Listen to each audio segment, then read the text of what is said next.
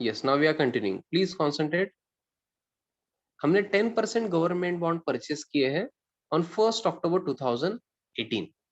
Okay, हमारा year end कब होता है? 31 मार्च 2019 को। That means year starts from 1 April 2018 and ends on 31 March 2019. Okay, you should know this. तो 1 अप्रैल को हमारे पास गवर्नमेंट बॉन्ड थे क्या? No, we purchased government bond on 1 October 2018। Okay, तो इस पे इंटरेस्ट मिलना चाहिए 10%। तो आपने कैलकुलेट किया, सर 10% इंटरेस्ट मतलब 2000 मिलना चाहिए। अब कुछ बच्चों को समझ रहा ही नहीं है, सर 2000 कैसे आता है? तो हम अभी कैलकुलेट करेंगे। एज अ वर्किंग नोट आपको लिखना है, सब कुछ आपको समझेगा, do not worry. Outstanding interest on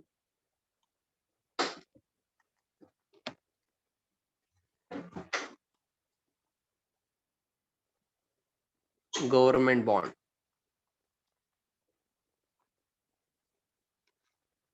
ऐसे हेडिंग दो।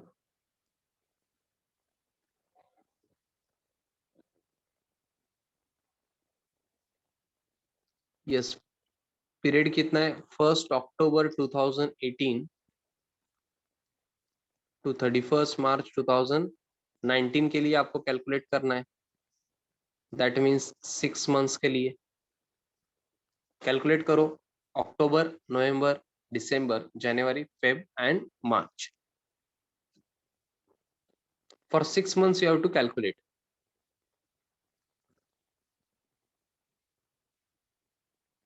सो 40,000 के पहले 10% कैलकुलेट करोगे आप।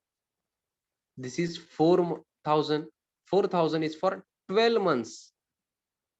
ओके, आपको चाहिए 6 मंथ्स के लिए, तो क्रॉस मल्टीप्लीकेशन करो। I hope everyone knows cross multiplication. हाँ, मेरे साथ ही लिखना है बच्चों। हाँ, जिनका ऊपर का रहा है डू नॉट वरी, मैं दिखाऊंगा फिर से।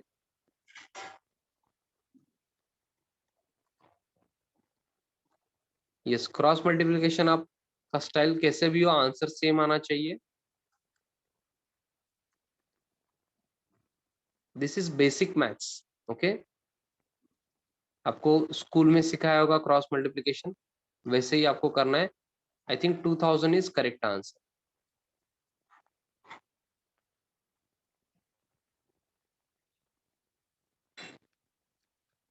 अब कुछ बच्चों को लग रहा है सर आपने आउटस्टैंडिंग इंटरेस्ट क्यों बोला है सर? सिर्फ इंटरेस्ट बोलना था आपको, या बोलना चाहिए था sir? Yes, I will give you reasons for that, do not worry. हाँ, ये लिखना है आपको बच्चों। अगर किसी को कैलकुलेशन नहीं समझाए तो you can ask the same.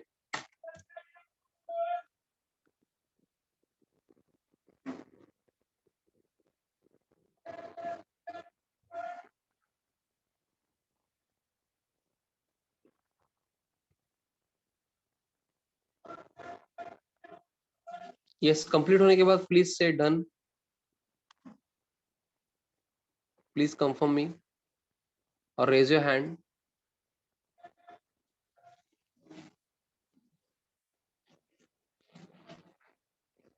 Okay, हाँ, तो लॉजिक अब देखो। हाँ, लॉजिक 10% गवर्नमेंट बॉन्ड है, हमने परचेस किए 1 अक्टूबर 2018। तो हमने कैलकुलेट किया कि 2000 इंटरेस्ट मिलना चाहिए। ओके, अगर इंटरेस्ट मिलता तो कहाँ जाता? क्रेडिट बैलेंसेस में आता ना। क्रेडिट बैलेंसेस में क्या होता है? एक तो लायबिलिटी एंड इनकम। तो इंटरेस्ट मिलता तो इनकम है ना, इंटरेस्ट हमारे लिए इनकम है। तो क्रेडिट बैलेंसेस में कहीं पे इंटरेस्ट दिखता है कि? चेक करो बच्चों, interest on government bond, can you see interest on government bond? मेरा क्वेश्चन सुनो पहले। Interest on government bond credit balances में कहीं दिख रहा है क्या आपको?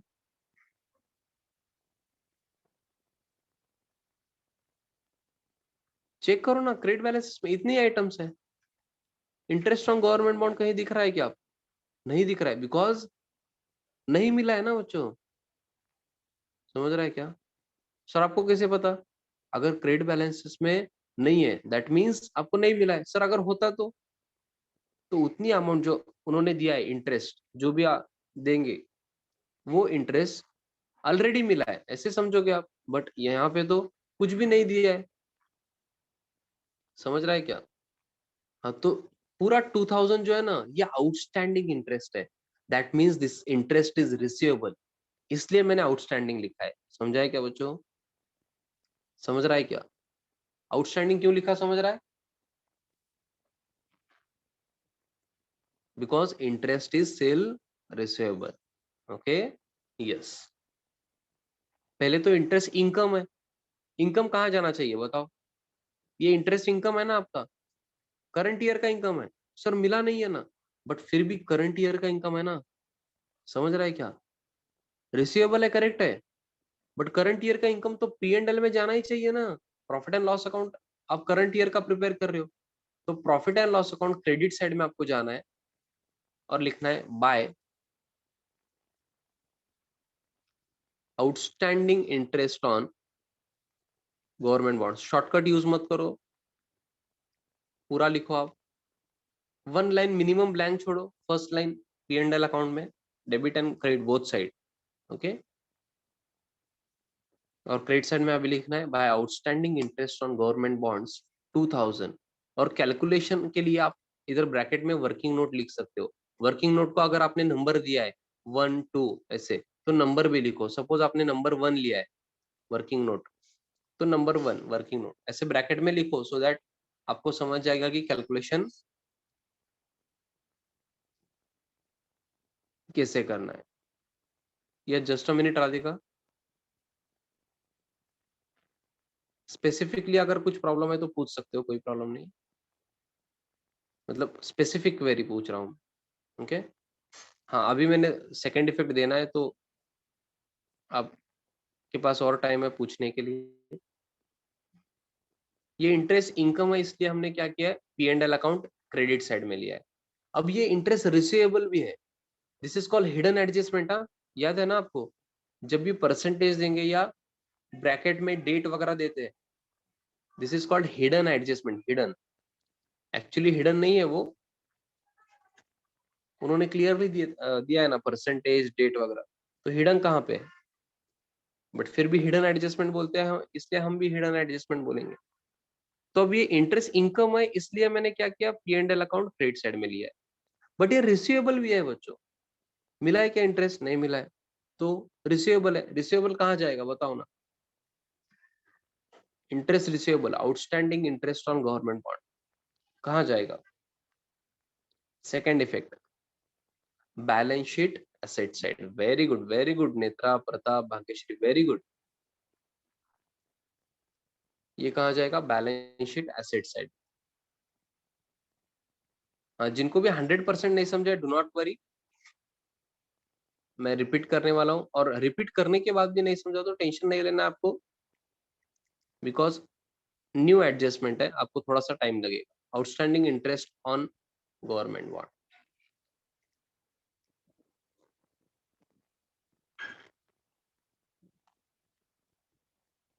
2000।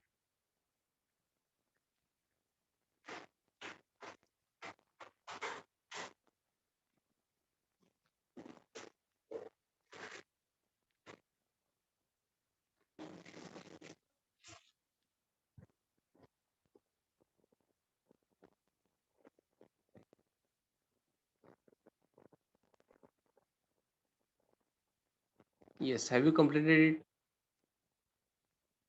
आई होप आपने गवर्नमेंट बॉन्ड को स्टार मार्क किया है, ये प्रॉब्लम में इंपॉर्टेंट है ये। ओके, सर ये एग्जाम में आ सकता है क्या? यस, बिल्कुल आ सकता है। गवर्नमेंट बॉन्ड मतलब क्या कर रहे हो आप? परचेस कर रहे हो, मतलब इन्वेस्टमेंट कर रहे हो। हाँ, मैं रिपीट कर रहा हूँ, प्लीज कॉन्सेंट्रेट। इन्वेस्टमेंट कर रहे हो, दैट मीन्स एसेट है, तो बैलेंस शीट एसेट साइड में मैंने गवर्नमेंट बॉन्ड लिया 40,000। तो उन्होंने बोला है कि 10% गवर्नमेंट बॉन्ड है और परचेज ऑन 1 अक्टूबर 2018 है। 10% गवर्नमेंट बॉन्ड है, मतलब इंटरेस्ट कितना मिलना चाहिए? 10% मिलना चाहिए। तो आपने 10% कैलकुलेट किया, सर 4,000 आता है। बट 4,000 नहीं लेना है, because we purchase it on 1 October 2018। That means आपने 1 अक्टूबर को परचेज किया है, तो 1 अप्रैल से आप इंटरेस्ट नहीं ले सकते हो। You have to calculate interest for 6 months only. तो आपने बोला सर 2000 आएगा इंटरेस्ट, हमने कैलकुलेट किया है sir, for 6 months we calculated interest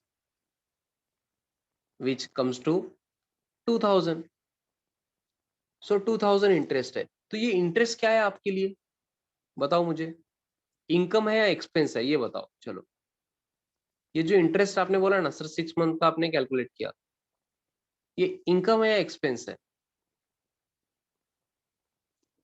income है ना, इसलिए P and L account credit side में लिया आपने. फर्स्ट इफेक्ट चेक करो, P and L account credit side में लिया आपने. इनकम है इसलिए P and L account credit side में जाएगा. Okay, incomes and gains P and L account credit side में जाते हैं. सर आपको कैसे पता चला इनकम है? गवर्नमेंट बॉन्ड में आपने परचेस किया है, दिस इज इन्वेस्टमेंट. आप फिक्स डिपॉजिट अगर बैंक में रखते हो ना, एफडी करते हो बैंक में, तो आपको इंटरेस्ट मिलता है बच्चों, आप बैंक को इंटरेस्ट नहीं देते हो. ओके, वैसे ही गवर्नमेंट बॉन्ड परचेस करने के बाद आपने इन्वेस्टमेंट किया है, तो आपको इंटरेस्ट मिलेगा. तो आपको इंटरेस्ट मिलेगा मतलब इनकम है ना, तो इनकम है मतलब P and L account credit side में आना चाहिए.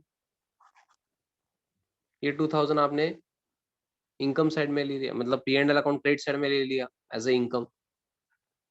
बट ये सुनो ना, ये इनकम है करेक्ट है, बट मिला है क्या आपको? नहीं मिला है. सर आपको कैसे समझा नहीं मिला है? आप चेक करो ना, क्रेडिट बैलेंस में, ट्रायल बैलेंस के जो भी क्रेडिट बैलेंसेस दिए हुए हैं उन्होंने कुछ आइटम्स, उसमें इंटरेस्ट ऑन गवर्नमेंट बॉन्ड है क्या? नहीं है. नहीं है मतलब नहीं मिला है ना. सर अगर मिला होता तो क्रेडिट बैलेंसेस में आता क्या? Yes definitely. यही तो प्रोसीजर है ना. आपको 11th याद है क्या? पहले आप सोर्स डॉक्यूमेंट से जर्नल एंट्री करते थे, बाद में लेजर, देन ट्रायल बैलेंस के बाद फाइनल अकाउंट्स. तो अगर इंटरेस्ट मिला होता तो जर्नल एंट्री उसकी हम करते, देन लेजर में पोस्टिंग होता, देन वो ट्रायल बैलेंस में आता, ट्रायल बैलेंस में क्रेडिट बैलेंसेस में आता, तो वहां से हम फाइनल अकाउंट में भी लेते. बट मिला ही नहीं है ना. तो क्या है? रिसीवेबल है. रिसीवेबल कहाँ लोगे आप? बैलेंस शीट एसेट साइड में हम रिसीवेबल लेते हैं. Okay, because interest is still receivable. I hope you understood. This is one of the most important item in this problem. Have you understood this? Yes, please tell me.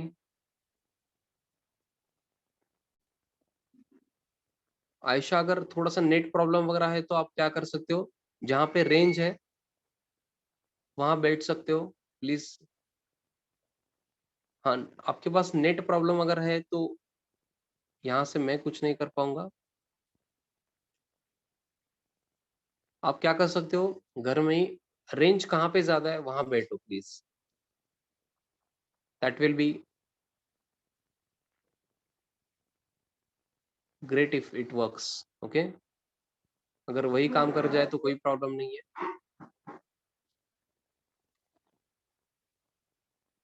So this was government bond from my side. Okay, हाँ वो प्रताप जब आएगा तब मैं explain करूंगा, do not worry. Okay,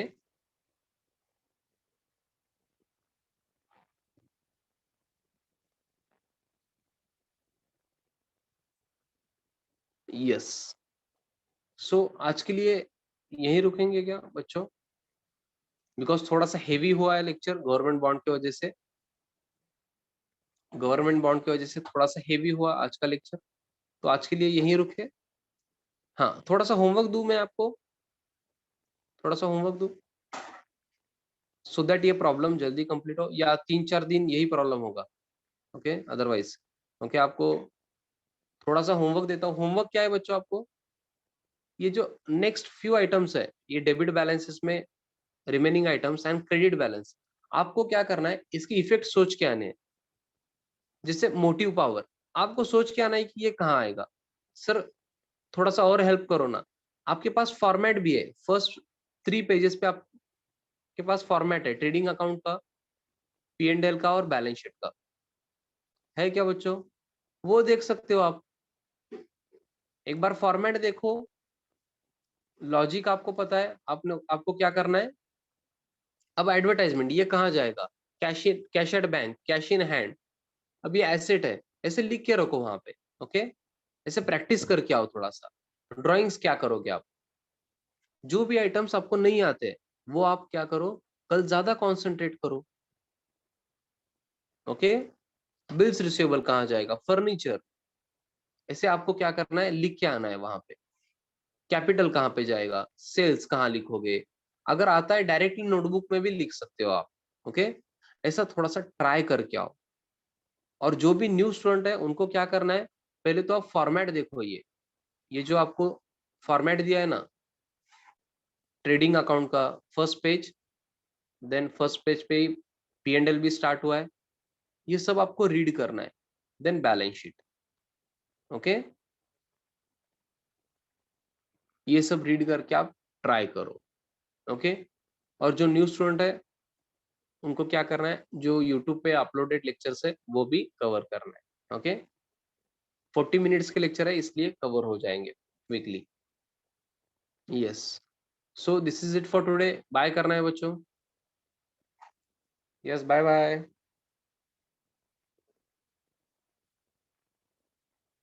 and thank you.